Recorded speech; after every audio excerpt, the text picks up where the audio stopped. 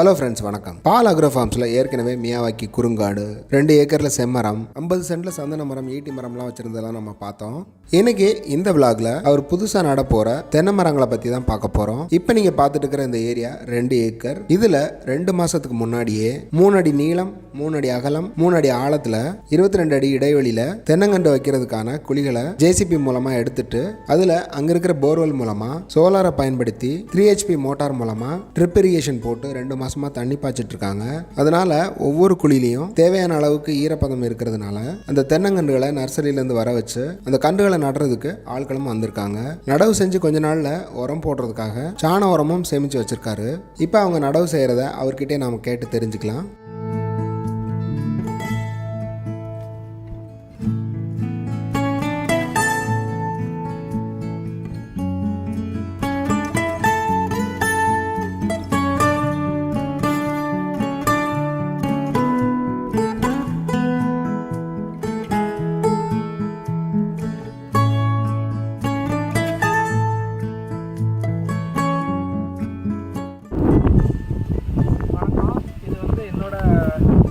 தோட்டம் வந்து ஒரு 2 ஏக்கர் இடம்.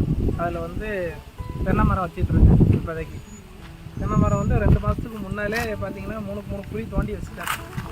இப்போ குழியை தோண்டிட்டு இது இல்லாமல் ட்ரிப்கேஷன் எல்லாமே போட்டு ரெடியாக வச்சுருக்கேன். இது வந்து எதுக்குன்னா ஈரத்துக்காக. இப்போ வந்து நம்ம மரம் வந்து வைக்கிறதுக்கு எல்லாமே ஆட்களை விட்டு எல்லாம் ரெடி பண்ணிகிட்டு இருக்கேன். அதுவும் இல்லாமல் எப்போ இதுக்கு உரம் எல்லாம் எல்லாம் ரெடி வச்சுருக்கேன். இப்போ 2 மாதம் கழிச்சு இப்போதைக்கு எதுவும் போட வேண்டாம்னு சொல்லி கொடுத்தாங்க மரம் கொடுக்குறவங்களே. அதனால் எனக்கு அது பிரச்சனை இல்லை. அதை இல்லாமல் பார்த்தீங்கன்னா இது தண்ணியே இல்லைனாலும் குழியே ஆழமாக இருக்குது, ஈரத்தோடு தான் இருக்குது. அது இல்லாமல் தண்ணியும் பாஞ்சிக்கிட்டே இருக்குது. இப்போதைக்கு இதை போட்டு இதுக்கப்புறம் தான் நம்ம பெரிய குழியாகவே தோண்டி வைக்கலான்னு ஐடியாவில் இருக்குது. இது குழி வந்து ஜேசிபி வச்சு எடுத்தீங்களா? எப்படி? ஜேசிபி போட்டு தான். எவ்வளோ சைஸு? 3 போட்டேன். 3 அடி அகலம், 3 அடி ஆழம். ஆமாம். ஆழத்தில் கொஞ்சம் மண்ணள்ளி போட்டு கொஞ்சம் க்ளோஸ் பண்ணி வச்சுருக்கேன். இதில் பார்த்தீங்கன்னாலே சரி, ஆள் நம்ம நிற்கும்போது உள்ளே இறங்குது. அதனால் கொஞ்சம் மண் போட்டு தான் திருப்பி வேலையை ஆரம்பிச்சிருக்கேன். அது இல்லாமல் ஈசா நர்சரியிலேருந்து எனக்கு ஒரு ஐடியா கொடுத்தாங்க. பக்கத்து குழியில் வந்து 22 அடி தோண்டியிருக்கேன். பக்கத்தில் வந்து ஒரு சந்தன மரமும் மகாகனி மரமும் வச்சுருக்கேன். அதுக்கு எல்லாமே பிளான் பண்ணி வச்சுட்ருக்கேன்.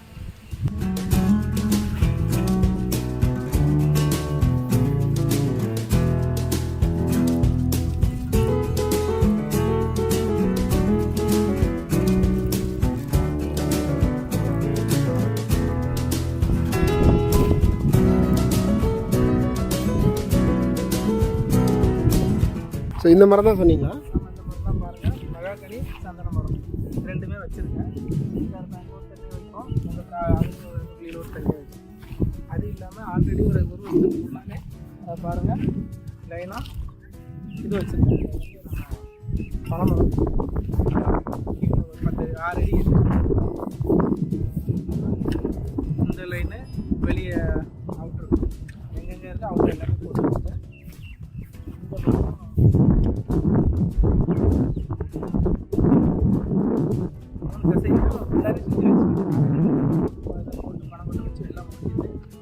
இதில் என்னன்னா வச்ச 2 வருஷம் ஆகுது, 1.5 வருஷம் ஆகுது. இப்போ வேலி போடாமல் இருந்து மாடு கடிச்சிது. இப்போ வேலி போட்ட பிறகு அது வேகமாக வரும். வேலி இல்லாததுனால கொஞ்சம் கஷ்டமாக இருக்குது. இப்போ உரம் வந்து இதுக்கு உரம் கிடையாது, அதுக்கு உரம் இருக்குது. உரம் புரியுது. நாங்கள் வந்து உரத்தை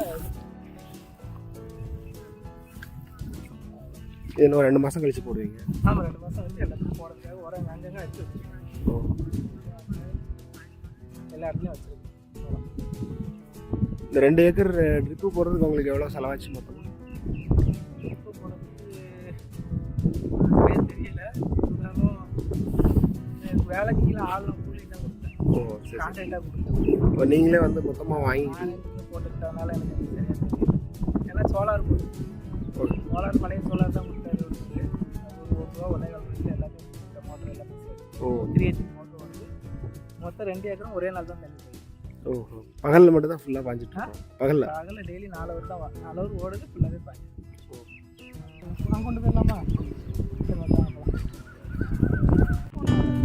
Dua jam jauh dari itu jadinya.